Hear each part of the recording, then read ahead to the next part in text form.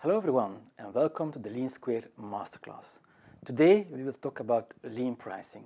How do you set your pricing for startups? My name is Omar Mohout, and I am quite into startups. I eat, I sleep, I drink startups. Let's get started. So why is pricing so important for startups? Pricing is important because it's one of the few ways to capture value. When you create a product or a service, you're creating value, which is great. But you also want to capture value. And one way to do that is to ask money for it, which is your pricing. Also, pricing, which is just a number, will tell you how good you nailed the solution. If people pay more for your product or for your service, it means you nailed the solution better. So pricing is very important in the success of your startup. Now, let's go back to the basics, which is Economy 101, Introduction to Pricing. On this graph, you will see that there's a correlation between the price you're asking and the number of customers you have. So, for instance, you look at the screen, you see that at $10, you will have 500 customers willing and able to pay that amount.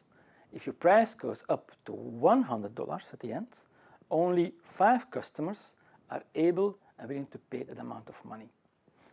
So that's what we call the demand curve. Now, if you multiply the amount of money you want to pay with the number of customers, you get to the next important graph, which is the revenue graph. It shows you that at a price point of $20, you have 300 customers, i.e. the highest revenue possible. If you go to a lower price, like $10, you will have 500 customers. So your revenue is about 5,000.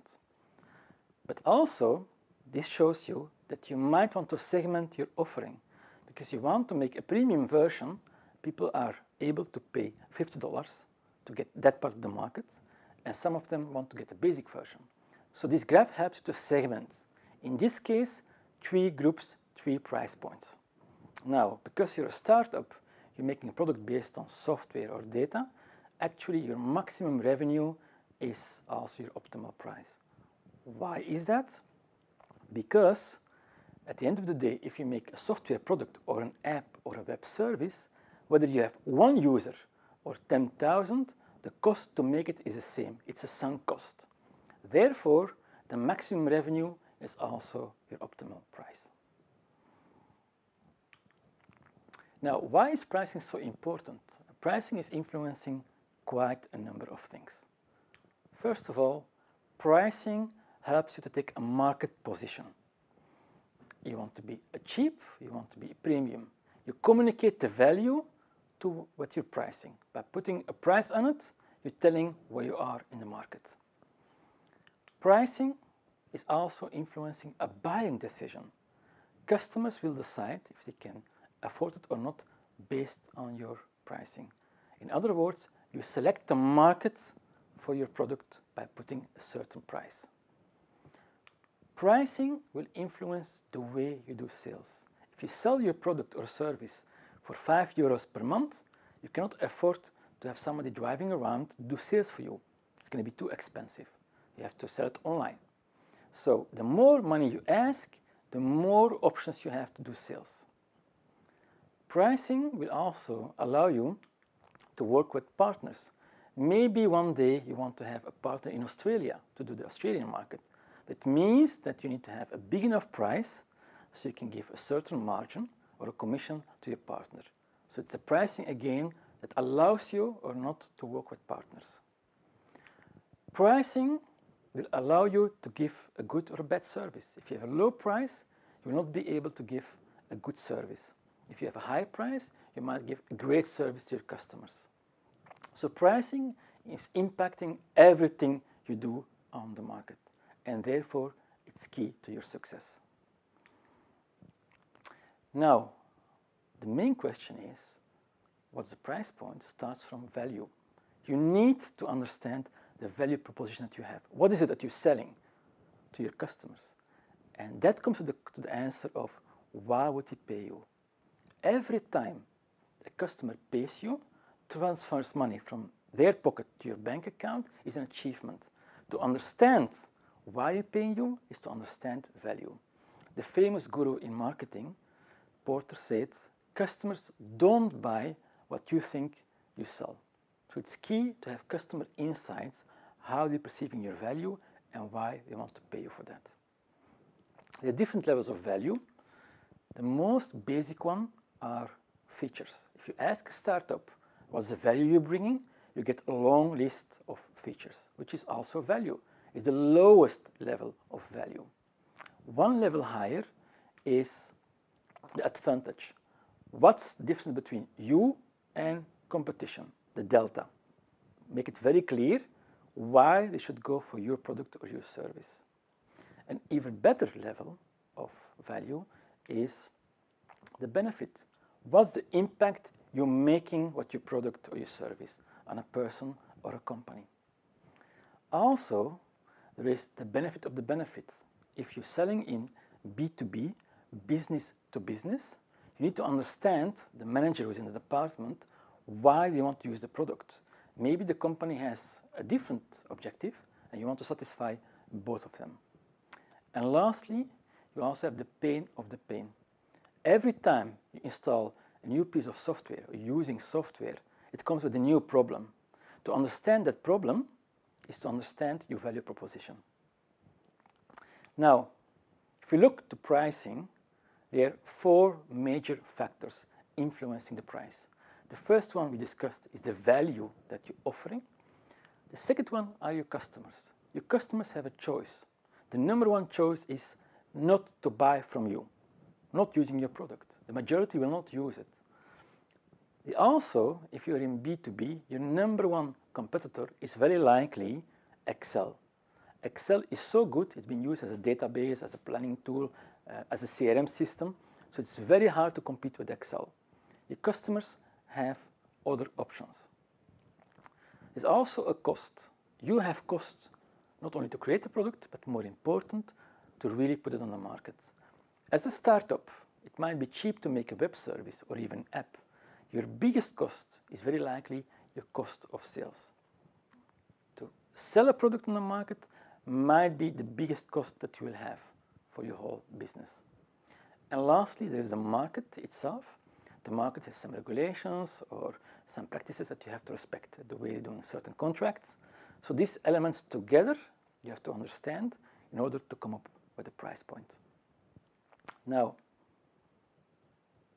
one thing is key as a message. Your price is the number one driver for profitability.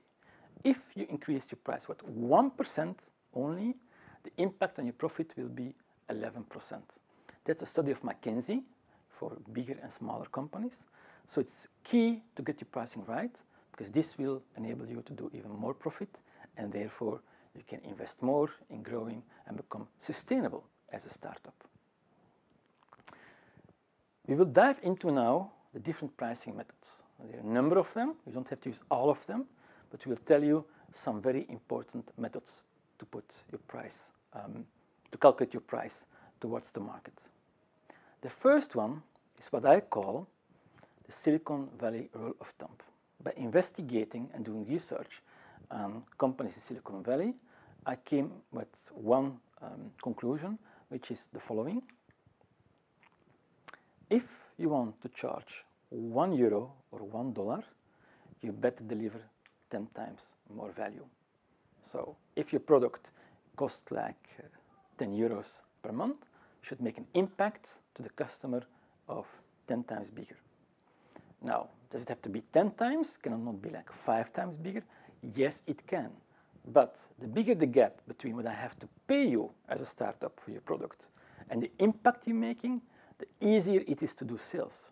If I know your product will impact me with a factor 10, it's an easy decision. In other words, instead of pushing your product on the market, you try to pull customers by making a very big gap. So it's a key way of thinking about your value, how you're making a 10x impact. The second method is based on customer interviews. Now, if value is a perception, then it makes sense to understand how your customer thinks about it. And there are two ways of doing that. The first way is I will try to understand the cost of the problem or the cost of the need from my customer's point of view, and based on that, I will make the pricing. The second way is I will interview my customer and ask them what they think about the pricing.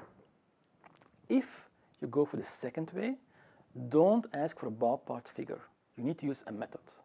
The method I'm recommending to you to use is from 1973-74 from a Dutch economist called Van Westendorp, and he made the price sensitivity meter. How does it work? If you look to the slide, there are actually 4 key questions. The first question you ask the customer after you explain the value proposition very clearly is, at what price point do you believe this product or service is too expensive? Now we have an upper bound. The second question is, what price point do you believe this product or service is too cheap? We have now an under bound. So you have upper and you have under. So we have already a range. Now we're going to zoom more to the center. The third question is, what price do you believe as a prospect or customer is this product expensive, but you will consider to buy it? Interesting answer, because the price that customers are hesitating, but still they want to buy it, it's an interesting price point anyway. And the last question is, what price point do you believe this is value for money? Now, if you're in business to business, do this survey with 10 companies. If you're in business to consumer, do it with 100 consumers. You will see a pattern. You put all these answers into an histogram in Excel, where the 2 middle ones, expensive but considering, and value for money, come together. That price point, in the theory of Van Westendorp, is your optimal price point. I believe it's very important to have interaction with customers and prospects and try this method to get to a certain price point. Now, in reality, you will always have price objections. When you negotiate with customers, they will tell you you're too expensive, right? But in reality, what they're really questioning is your value, because price is a function of value. They're questioning or they don't understand your value. So if a customer tells you that you're too expensive, you have to answer or question and say, okay, what price point do you believe it should be, and why do you think should be this price? So it's important to understand the way your customer looks to your product. So every price objection is also a value objection. The following one is the industry benchmark. If you are a startup creating software or a SaaS or web or app, you can compare yourself to the others in the industry, which is also based on value. So if you look to that, you will see that traditional software which has been delivered on, that you can install yourself on your server, has a margin between 70 and 95%. It's extremely high. There are not a lot of legal businesses, at least, who can have this kind of margins, compared to a supermarket where the margin is like 25%. So software is a very high margin business. If you look to the side of SaaS or web applications, you can see on the slide that's between 60 and 80%. It's lower, still very high. Why is it lower? Because you have to deliver a service. It has to be in the cloud, the server has to work, so you have a cost to support all that. But still, you're in a very high margin business. Now, don't use these slides to calculate your price based on margin. Make up your price based on value and customer interviews, the first 2 methods we saw, and then check if your margin is in that range. Imagine you come back and you said, okay, my gross margin is 25%, then something is wrong. So it's a good way to validate your pricing, not to calculate it. The next method is a very practical one for startups. So if you're a startup, you want to know when you can become break-even. How do you do that? You open Excel or a spreadsheet, and you put there how much revenue you believe for the next 12 months will be generated by your company. And next to that, you estimate the cost during these next 12 months. The difference between your revenue and your cost is your gross margin. Now, revenue is very abstract. It's a number. You will sell 1,000 euros of revenue or 10,000.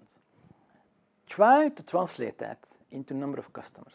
So do you need 10 customers or 2 customers, or do you need 100 to get to this kind of price point?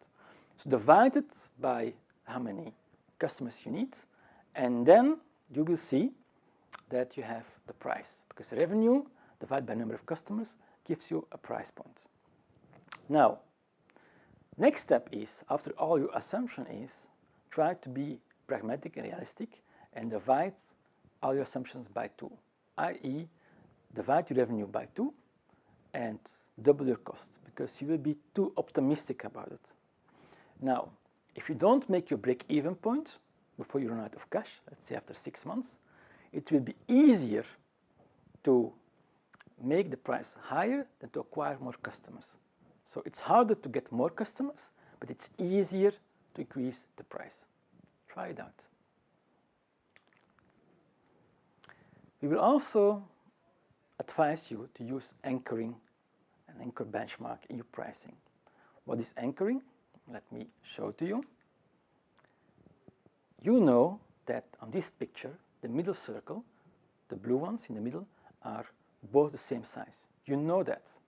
Yet your brain will think that the one which looks bigger is much bigger than the one which is on the other side. Why? Because of the anchor around it. The circles around the middle point force you to think that one is smaller than the other one, even though you know it. So that's the power of anchoring. Let me demonstrate it to you with an example. When Steve Jobs launched with Apple the iPad, it was a new device back then, everybody was wondering what was the price point. So he used an anchor. He said, marketing came back and proposed the same price as a laptop, $999. You know that an iPad is not a laptop, yet he used this anchor as a benchmark to get you fixed on that. And Steve Jobs told the audience that he refused the $999. So marketing had to do it again, their homework, came back and proposed $899, which he refused. Then he came back with $799, which he refused. He came back with $699 and $599, which he refused, until he proposed $499, which was the price that went to the market. Everybody was excited. Why? Because they believed they bought a device, the iPad, for half the value that they perceived. But of course, it's just a marketing trick. It's a way to get an anchor that people think they get something very cheap. For instance, if you go to a restaurant and you ask for the wine card, you will see one bottle of wine on the top that costs more than 100 euros. Why is it there? Not for you to buy it, it's there to anchor you. Because now all the other wine bottles will look very cheap compared to the 100 euro plus bottle. And yet some people will still buy the expensive bottle, which is great. So anchoring is very powerful if you use that. The second important force that you can use is decoy effect. What is decoy effect? Let me demonstrate it to you. We see here 2 USB keys, A and B. A costs $29 and has 32 gigabytes of space. B, on the other hand, costs $10 more, but you get twice as much in space. Here's my question. What will the market buy? The majority of people. The majority will buy key B. It looks more value for money than A. So far, so good. Now, a second very important tactic that you can use is what we call decoy effect. Let me demonstrate to you a decoy. You see on the screen here 2 USB keys. One A, named A, which has 32 gigabytes of space for $29. Second one has 64 gigabytes, twice as much space for only $10 more. Guess what the market will buy? The answer is that the majority will go for key B. The one that people will buy most. Not everybody, but the majority. Now, let's make it interesting. We add one more key, USB key C.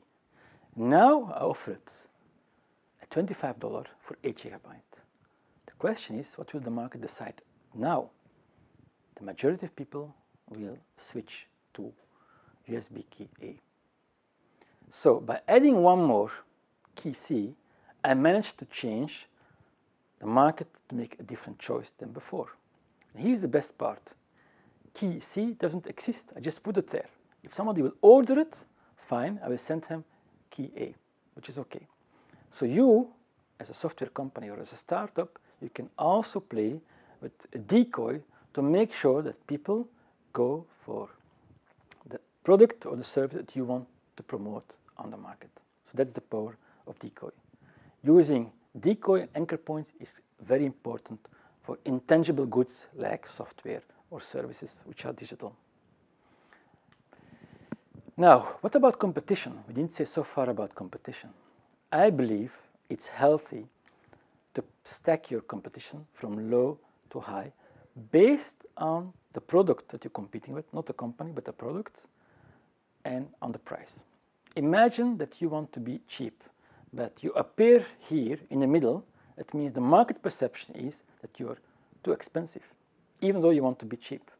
Or you want, let's say, being premium, and you show here that on the pricing, you're on the low side, something is wrong. You cannot be a premium product or service, yet charging very low.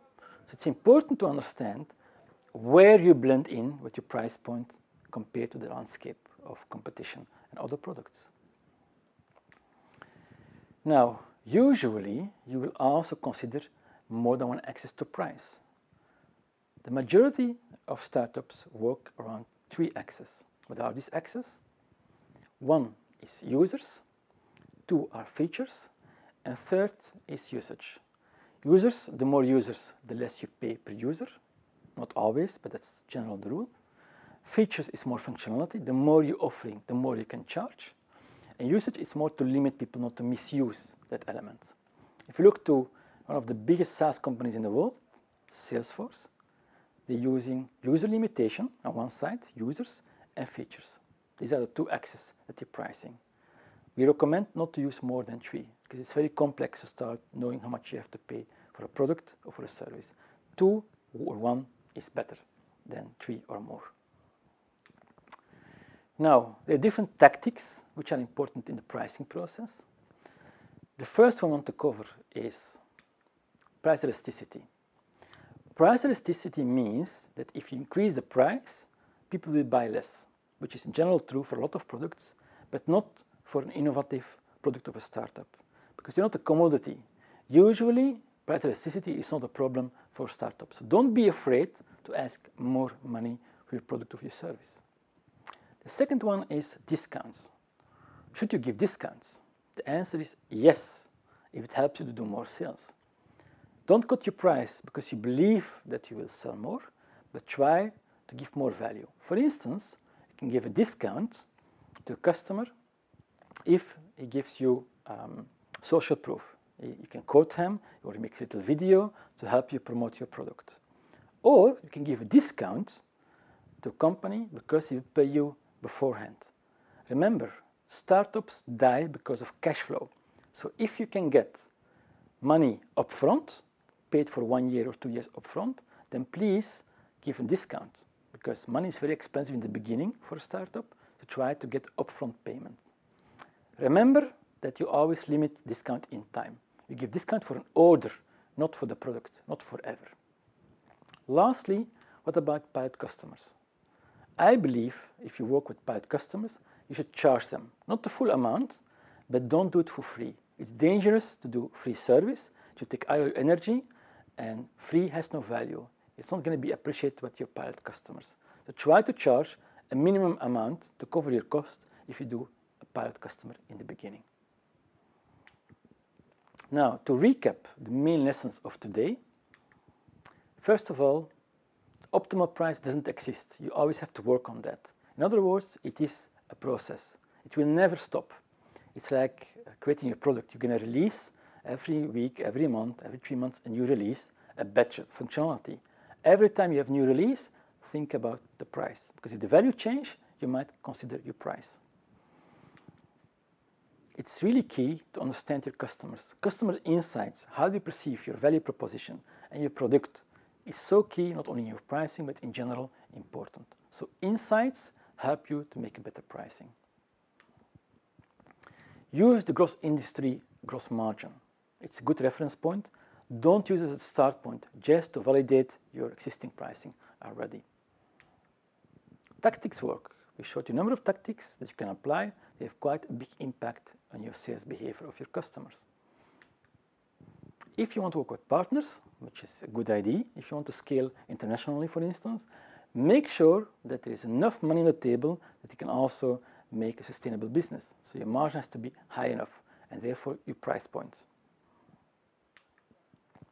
If you work with freemium, be careful, because free is interesting as a business model, as a marketing tactic, but you need to make money with premium.